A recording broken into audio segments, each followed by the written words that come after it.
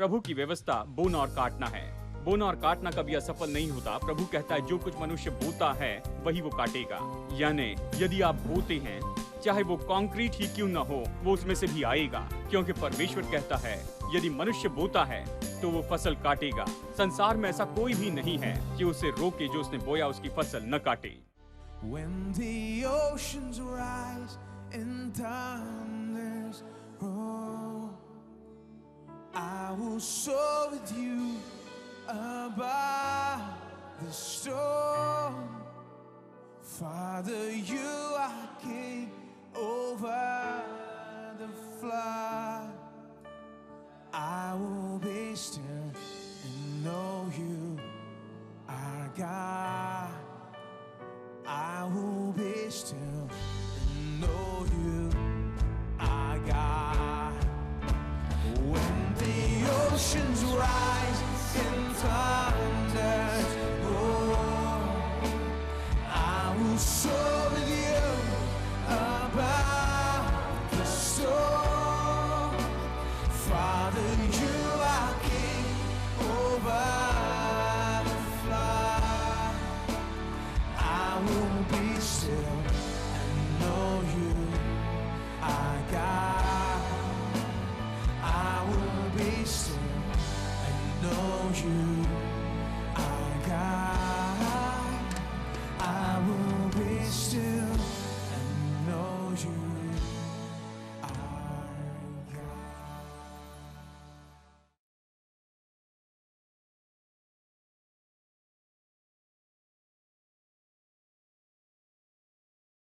लूका 5:1 से आगे पढ़ते हैं।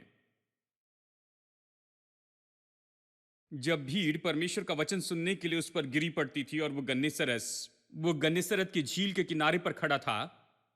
वचन 2 कि उसने झील के किनारे 2 नावें लगी हुई देखी और मछुए उन पर से उतरकर जाल धो रहे थे। उन नाव में से एक पर जो शिमोन की थी चढ़कर उसने उससे विनती की कि किनारे से थोड़ा हटा ले चले। तब वो बैठकर लोगों को नाव पर से उपदेश देने लगा। जब वो बातें कर चुका तो शिमोन से कहा, गहरे में ले चल और मछलियां पकड़ने के लिए अपने जाल डालो। शिमोन ने उसको उत्तर दिया, हे स्वामी, हमने सारी रात मेहनत की और कुछ न पकड़ा, तो भी तेरे कहने से जाल डालूंगा। उसने कहा। जब उन्होंने ऐसा किया तो बहुत मछलियां घेर लाए और उनके जाल फटने लगे। इस पर उन्होंने अपने साथियों को जो दूसरी नाव पर थे संकेत किया कि आकर हमारी सहायता करो, और उन्होंने आकर दोनों नावें यहां तक भर ली कि वे डूबने लगी। ये देखकर शिमोन पतरस यीशु के पांव पर गिरा और कहा, हे प्रभु, हमारे पास से जा, क्योंकि मैं पापी मनुष्य हूं।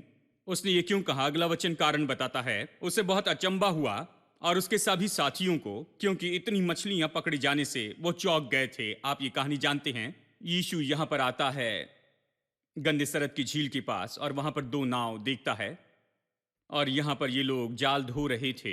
दिन के समय रात को कोशिश की लेकिन कोई मछली नहीं पकड़ी। जाल धो रहे थे कि घर चले जाए। जब कोई पैसा नहीं कमाया तो घर जाते हुए हिचकिचाते हैं, क्योंकि पत्नी को पैसा चाहिए। देखिए, तो ये लोग जाल धो रहे थे, देरी कर रहे थे, और यीशु आता है, कहता है, तुम्हारी नाव से प्रचार करूंगा, इसे पानी में ले चलो। तो वो पतरस की नाव में सवार होता है और प्रचार करने लगता है। बड़ी भीड़ आकर प्रभु वचन सुनती है। उसके प्रचार के बाद यीशु जो कुछ उसे दिया उसे खाली नहीं लौटाता, जैसे उसे दिया गया वो उसे भरकर लौटाता है। पतरस ने खाली नाव दी थी, यीशु उसे भरकर देना चाहता था। तो उसने कहा, पतरस यहां आओ, अपने जाल गहरे में डालो। पतरस का उत्तर तो ये था, पतरस ने कहा, हमने सारी रात मेहनत की। वचन 5, हमने सारी रात परिश्रम किया। मुझे अनुवाद पसंद है, हमने मेहनत की मतलब परिश्रम किया। हमने बड़ी मेहनत की, बड़ी कोशिश की। देखो, हमने सारी रात मेहनत की और कुछ नहीं पकड़ा, कुछ नहीं मिला, एक मछली भी नहीं। मतलब क्या पूरी झील में कोई मछली नहीं थी? बहुत सी मछलियां थी। लेकिन उसने कहा, हमने सारी रात मेहनत की, हम मछुआरे हैं, लेकिन कुछ भी नहीं मिला। हाँ, कुछ भी हो, तेरे वचन पर मैं अपने जाल डालता हूं। देखिए, इसमें एक अच्छी बात थी। वो कहता है, ठीक है, मैंने अपनी पूरी कोशिश की अपने महारत से, लेकिन मैंने कुछ नहीं पकड़ा, लेकिन अब मैं इसे करूंगा तेरे वचन के कारण। देखिए, हम में से बहुत से लोग मेहनत में अच्छे हैं और हम मेहनत करते रहते हैं। यही तो बात मैं नहीं समझता हूं। देखिए, इस साल मेहनत करते हैं, अगले साल भी मेहनत करते हैं, 10 साल बाद भी मेहनत करते रहते हैं और 20 साल के बाद भी मेहनत करते रहते हैं। हम कभी परमेश्वर के वचन को देखकर ये नहीं कहते कि मेरे प्रभु, मेरा जीवन जो है मेहनत से ही क्यों भरा हुआ है, आशीष क्यों नहीं है, उमड़ना क्यों नहीं है, क्यों ऐसा है कि बस मेहनत करे और बहुत थोड़ा फल मिलता है, मैं कुछ उत्पन्न क्यों नहीं कर रहा हूं, क्या गलत है, क्यों? हम प्रभु वचन में नहीं जाते क्योंकि इस तरह की जानकारी के लिए परमेश्वर के वचन को स्रोत नहीं मानते हैं। हम नहीं सोचते प्रभु हमसे बात कर सकता है। वो हमारा सृष्टि करता है दोस्तों, बता सकता है कि क्यों क्यों मेहनत है और आशीष नहीं है। वो बताएगा। वो धन में बहुत ही माहिर है, विश्वास कीजिए। वो सभी फाइनेंस मिनिस्टर से बहुत ही उत्तम है। वो बताएगा जीवन में ऊपर कैसे आए। यदि आप प्रभु के पास में आकर अपना दिल उसके लिए खोले, वो पल भर में आपको दिखाएगा कैसे अपने जीवन को असफलता से सफलता में बदलते जाएं। परमेश्वर भला है। परमेश्वर तो इन बातों से भरा हुआ है। वो तो इस काम में लगा है कि सामान्य लोगों को ले गड्ढे से उठाए और परमेश्वर के सामने राजकुमार बनाए। परमेश्वर इसीलिए तो है। तो बहुत से लोग बस मेहनत करते और कभी परमेश्वर के सामने नहीं आते। कभी नहीं कहते प्रभु देखो, मैं तो चर्च में जाता हूं, मैं प्रभु वचन सुनता हूं, प्रार्थना करता हूं, प्रभु से मैं पूछूंगा, प्रभु को खोजूंगा, इसमें क्या गलत है? मैं इसे क्यों नहीं कर पाता हूं? मैं ऊपर क्यों नहीं आता हूं? मैं जीवन में सफल क्यों नहीं होता हूं? इसमें क्या है? क्योंकि प्रभु वचन कहता है, व्यवस्था की यह पुस्तक तेरे मुंह से कभी दूर ना होने पाए, रात दिन इसी के ऊपर ध्यान दिए रहना और इसमें जो कुछ लिखा है उसके अनुसार करने की चौकसी करना, और फिर तू अपने मार्गों को सफल करेगा और तू अच्छी सफलता पाएगा।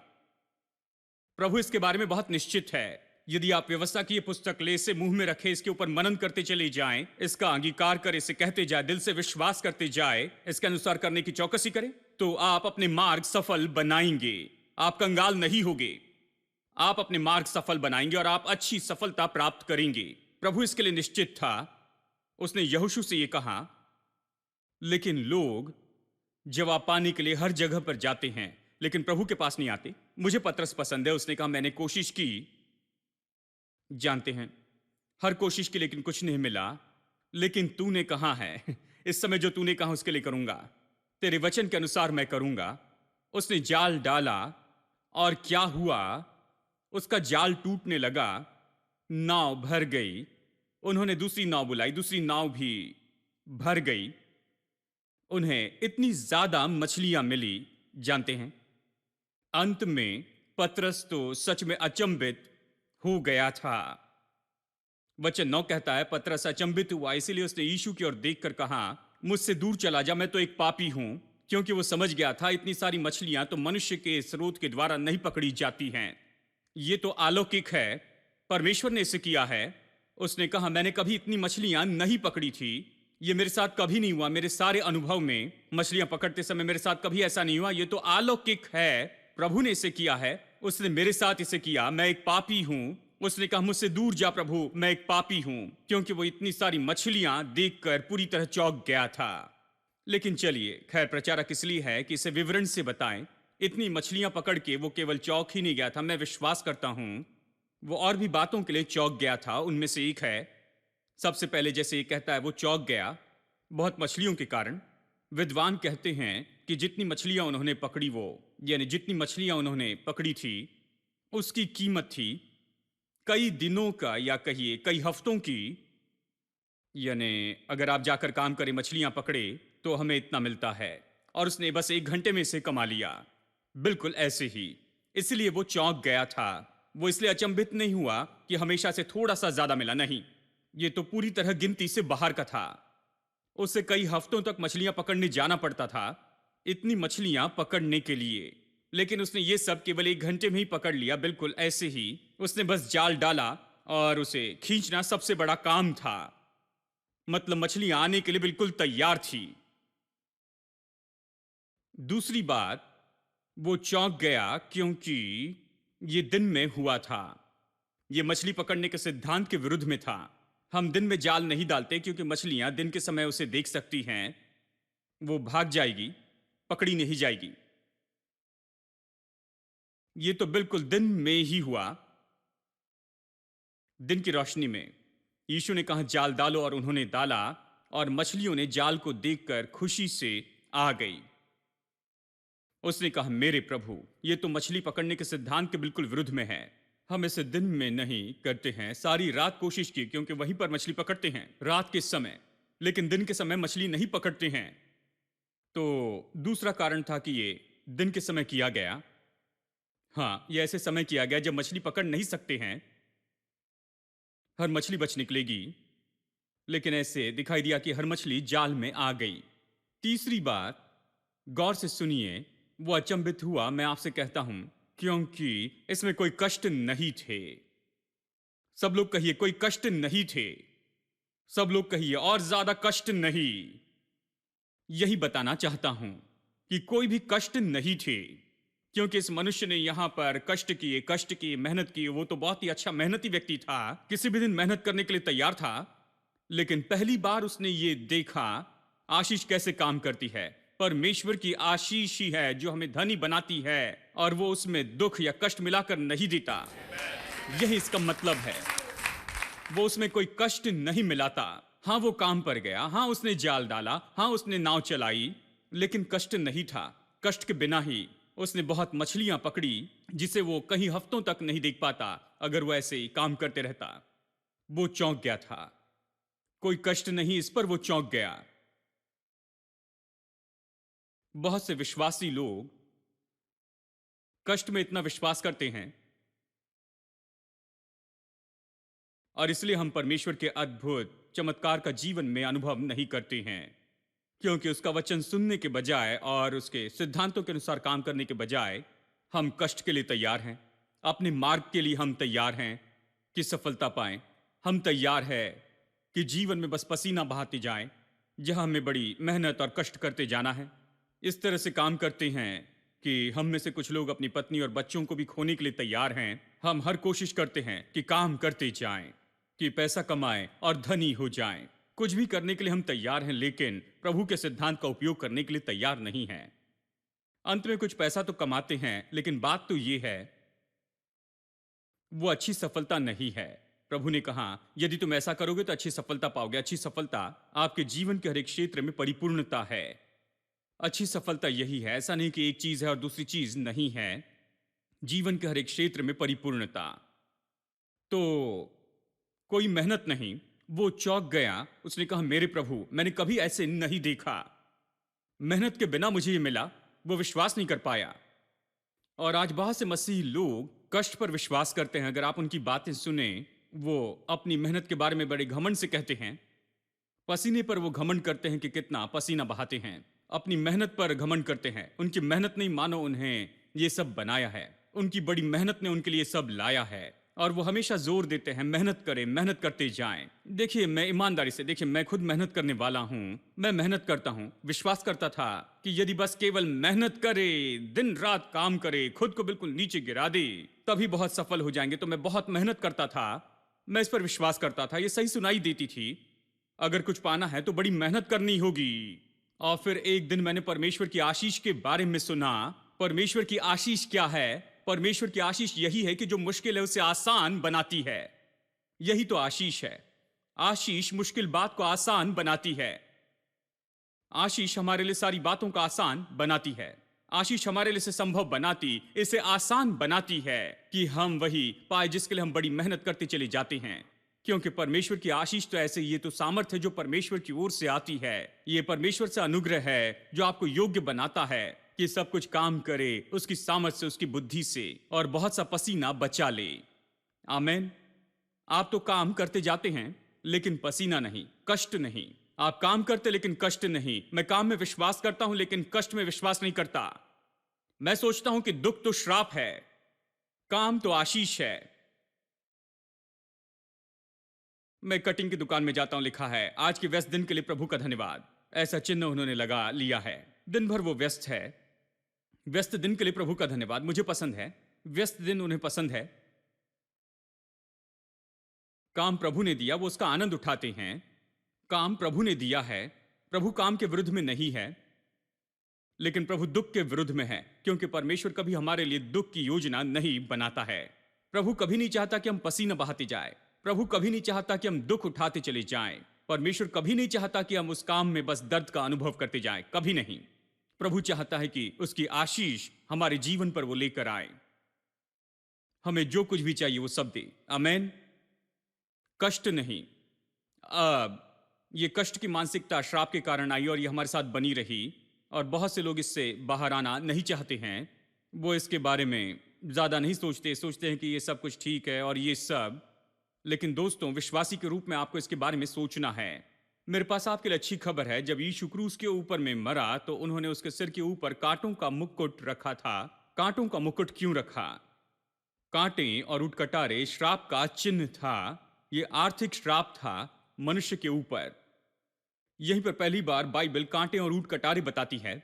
और क्रूस के ऊपर जब यीशु लटका था, उसके सिर पर कांटों का मुकुट रखा गया। तो मैं आपको ये बताऊं कि यीशु ने केवल आपकी गरीबी को ही उठा नहीं लिया। ये कमी घटी पर्याप्त नहीं होना, ये गरीबी का श्राप जो हमसे उठाया, लेकिन उसने दुख और उस पसीने को उठा लिया जब उसने कांटों का मुकुट अपने सिर के ऊपर पहन लिया। उसने उठा लिया हमारी गरीबी, हमारे पसीने को और हमारे दुखों को उसके साथ में। आज हम यीशु मसीह के द्वारा आशीषित हैं। यीशु मसीह के कारण ही तो आज हम आशीषित लोग हैं। विश्वास मत कीजिए, दुखों में विश्वास मत कीजिए। यहाँ बस मेहनत करने में मेरे दोस्तों, बहुत से लोग कष्ट करते हैं लेकिन उनके पास कुछ नहीं होता है। आप पढ़िए व्यवस्था विवरण अध्याय 28, बाकी का भाग। पहले 14 वचन आशीष के बारे में हैं, उसके बाद श्राप के बारे में हैं। और एक श्राप तो यह है कि बहुत काम करेंगे और कुछ नहीं कमाएंगे, बहुत थोड़ा कमाएंगे। ये श्राप है। बहुत से लोग हैं जो बड़ी मेहनत करते हैं पर कुछ नहीं मिलता। मैं काम करना चाहता हूं, मैं बहुत व्यस्त हूं और ये सब, लेकिन मैं आपको बता दूं कि ये मेरी मेहनत का काम नहीं जिसके कारण ये परिणाम मिलते हैं, लेकिन ये तो प्रभु की आशीष है। मैं तो खुश हूं कि व्यस्त रहूं। मैं खुश हूं कि यहां वहां जाकर मैं प्रभु के लिए काम करते जाता हूं। मैं खुश हूं कि प्रतिदिन व्यस्त हूं कि प्रभु के लिए कुछ करता हूं। लेकिन मैं कभी अपनी मेहनत और अपने पसीने पर घमंड नहीं करता। मैं प्रभु पर घमंड करता हूं, क्योंकि ये तो परमेश्वर की आशीष है। वो धनी बनाती है। शायद इसी से आप खुश हो जाएंगे। जानते हैं, वो यीशु ने कर दिया है। उसने अपना लहू बहाया, वो श्रापित हो गया। उसने मेरे पापों को उठाया, मेरे श्राप को उठाया। वो क्रूस पर लटकाया गया, उसने दर्द सहा, उसने सब कुछ किया कि मुझे आजाद कर दे। मुझे नहीं कहा कि मैं बाहर जाकर दुख उठाऊं। मुझे बताया गया कि मैं जाकर सुसमाचार को घोषित करूं कि उसने मेरी गरीबी को उठा लिया है और मेरे पापों को उठा लिया। उसने दुख और दर्द को उठा लिया है जो गरीबी के साथ आता है। उसने ये उठा लिया। मैं ये शुभ संदेश घोषित करने के लिए यहां हूं। आमेन। आप समझ रहे हैं? ठीक है, मेरे साथ देखिए मत्ती अध्याय 6 और चलिए वचन 24 से पढ़ते हैं। कोई मनुष्य दो स्वामियों की सेवा नहीं कर सकता, क्योंकि वो एक से बैर और दूसरे से प्रेम रखेगा, या एक से मिला रहेगा और दूसरे को तुच्छ जानेगा। तुम परमेश्वर और धन दोनों की सेवा नहीं कर सकते। सभी लोगों ने ये वचन सुना है। चलिए इसका उपयोग करें ताजे रूप में।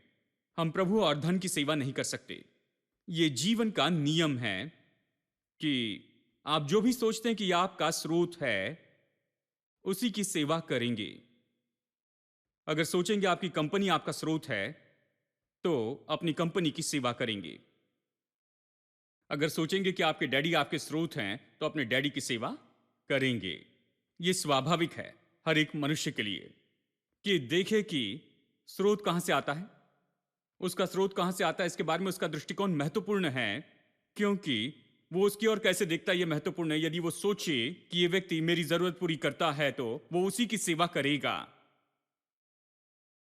यदि वो पैसों के बारे में चिंता करता है, मेरा पैसा कहां से आएगा, मैं किस तरह से किराया चुकाऊंगा और मैं कैसे मैनेज करूंगा, मैं ये कैसे करूंगा, तो पैसा उसका स्वामी हो जाता है, क्योंकि हमेशा पैसों के बारे में सोचता है। पैसा उसके लिए सबसे महत्वपूर्ण है। तब वो उसका स्वामी हो जाता है। वो पैसों की सेवा करता है। वो परमेश्वर की सेवा नहीं कर सकता। परमेश्वर ने उसके लिए काम रखा है, लेकिन उसके पास वो काम करने के लिए समय नहीं। उस काम के बारे में सोच भी नहीं सकता, क्योंकि वो व्यस्त अगले महीने के बिल चुकाने के बारे में, पैसों के बारे में सोचने में व्यस्त है। वो व्यस्त है कि ये कहां से आएगा और कौन देगा और फिर क्या होगा। इस तरह से बस सोचते रहता है। परमेश्वर ने उसे जिसके लिए बुलाया उसकी ओर वो ध्यान नहीं दे सकता है। प्रभु की सेवा नहीं कर सकता और पैसों की भी सेवा करे, यही कहता है। एक तो पैसों की या प्रभु की सेवा करें, दोनों की सेवा करना संभव है। देखा जाए तो सच में यदि आप पैसों के बारे में ज्यादा चिंता करते हैं, उसी के बारे में सोचते रहते हैं और हमेशा निरंतर यही सोचते रहते हैं कि आप पैसों के बारे में क्या करते चले जाएंगे, तो पैसों की सेवा कर रहे हैं और प्रभु की सेवा नहीं कर सकते। शैतान को पसंद है कि हम ऐसे ही जिए। वो चाहता है हम ऐसे जिए। वो चाहता है कि हम इस बात की चिंता करें कि हमारी जरूरतें कैसे पूरी होगी और कैसे सब कुछ होगा। वो चाहता है कि हम इस तरह से उसी के साथ में जुड़कर जिएं। वो नहीं चाहता कि हम प्रभु के साथ में जुड़ जाएं। वो नहीं चाहता कि हमारे स्रोत के रूप में प्रभु को देखते रहें, कि प्रभु की स्तुति करे, उसकी आराधना करे, प्रभु को देखते रहे और प्रभु से अपेक्षा करे कि वो करे। नहीं, वो चाहता है कि हम चिंता करें। वो चाहता है कि हम सोचते रहे कि कल क्या होगा। वो चाहता है कि हम सोचते रहें कि हम क्या खाएंगे, क्या पिएंगे और क्या कपड़े पहनेंगे। वो चाहता है हम ऐसे ही जीते जाएं, क्योंकि ऐसा करने से परमेश्वर ने हमारे जीवन के लिए जो काम रखा है उसे पूरा करने के लिए कभी समय नहीं होगा। हम बस व्यस्त होंगे, बस जैसे तैसे जीने की कोशिश में। हाँ, सब जानते हैं, कोई भेद नहीं है कि प्रभु क्या कर सकता है। प्रभु ने ये किया है, ये मेरे काम नहीं है, ये ऐसा कुछ नहीं जो मैंने किया है। ये तो परमेश्वर का अनुग्रह है, ये तो परमेश्वर की भलाई है। परमेश्वर प्रयोजन करता है, वही है जो प्रयोजन करता है। वो मुझे काम देता है और वही मुझे प्रयोजन भी देता है। तो मैं बस काम करता हूं और अपेक्षा करता हूं कि वो प्रयोजन करते जाए और ये उसी से आएगा। आमेन। दो स्वामियों की सेवा नहीं कर सकते। बस एक और वचन, लूका अध्याय 16 और संदेश पूरा होगा। लूका 16:17। आकाश और पृथ्वी का टल जाना व्यवस्था के एक बिंदु के मिट जाने से सहज है। अब इसे गौर से सुनिए। प्रभु की व्यवस्था ये तो कभी असफल नहीं होने वाली हैं। यह असफल नहीं होंगे। यीशु परमेश्वर की व्यवस्था से काम करते रहा, कभी असफल नहीं हुआ। जब आप प्रभु की व्यवस्था से काम करेंगे तो यह असफल नहीं होंगे। प्रभु की व्यवस्था ऐसी ही है। क्यों? क्योंकि ये उसके वचन पर आधारित है और इसीलिए हम यहां पढ़ते हैं, आकाश और पृथ्वी का टल जाना तो सहज है, लेकिन एक छोटा सा बिंदु या कहिए एक अक्षर नहीं टलेगा, व्यवस्था से नहीं टलेगा। केवल एक भाग नहीं, लेकिन परमेश्वर की व्यवस्था से एक छोटा सा अक्षर भी टलेगा नहीं।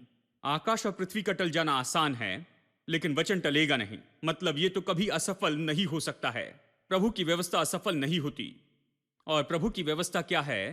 प्रभु की व्यवस्था, संपन्नता की व्यवस्था इसी पर आधारित है। ये बोने और काटने पर आधारित है। ये प्रभु की व्यवस्था है। संसार की व्यवस्था खरीदना और बेचना है, उधार देना, उधार लेना। आप जानते हैं ये कैसे काम करता है। हम हमेशा एक व्यक्ति को नीचे गिराते हैं कि दूसरे को उठा सके। ये इसी के बारे में है। लेकिन प्रभु की व्यवस्था बोना और काटना है। बोना और काटना कभी असफल नहीं होता। प्रभु कहता है जो कुछ मनुष्य बोता है वही वो काटेगा। यानी यदि आप बोते हैं, चाहे वो कंक्रीट ही क्यों ना हो, वो उसमें से भी आएगा। क्योंकि परमेश्वर कहता है यदि मनुष्य बोता है तो वो फसल काटेगा। संसार में ऐसा कोई भी नहीं है कि उसे रोके जो उसने बोया उसकी फसल न काटे। आमेन। प्रभु की व्यवस्था ऐसी है और हम राजा होने के नाते परमेश्वर में, मसीह में, हमें परमेश्वर की व्यवस्था से जीना है, प्रभु के राज्य की व्यवस्था से जीना है। हम यह नहीं हैं कि बस कोशिश करें कि संसार के सिद्धांतों से हम कुछ प्राप्त करने की कोशिश करें। यहां प्रभु की व्यवस्था सीखने के लिए है कि हम प्रभु के तरीके से आशीष पा सके। प्रभु की आशीष ही धनी बनाती है और वो उसमें कोई दुख नहीं मिलाता, कोई दर्द नहीं मिलाता, कोई कष्ट नहीं मिलाता। मैं ये विश्वास करता हूं, इस पर और भी बताते जाऊंगा आने वाले दिनों में। Let's clap our hands.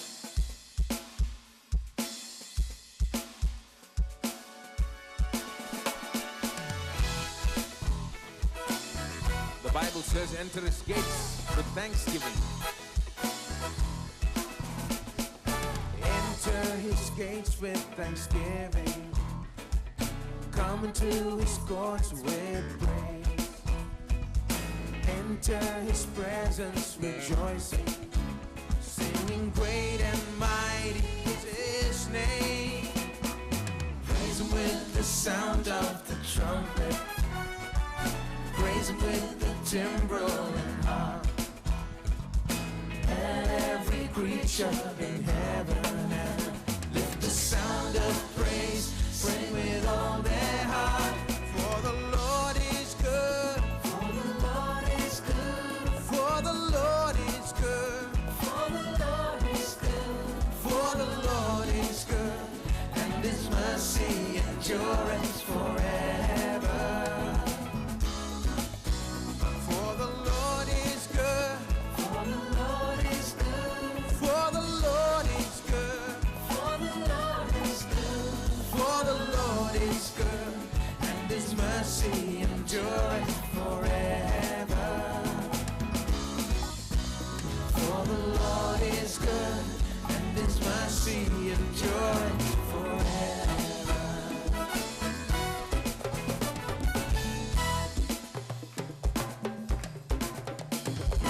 Jesus the Son is exalted, maker of everything. Come now and bow down before Him. Lift your hands in praise, raise your voice to sing. For the Lord is good, for the Lord is good, for the Lord is good, for the Lord is good, for the Lord is good, and His mercy endureth forever. For the Lord is good, for the Lord is good, for the Lord is good, for the Lord is good, for the Lord is good, and His mercy endureth forever. For the Lord is good, for the Lord is good, for the Lord is good, for the Lord is good, for the Lord is good, for the Lord is good, and His mercy endureth forever. Everybody, the Lord is good. For the Lord is good, for the Lord is good, for the Lord is good, for the Lord is good, for the Lord is good, and His mercy endureth forever. For the Lord is good, and His mercy endureth forever. For the Lord is good, and His mercy endureth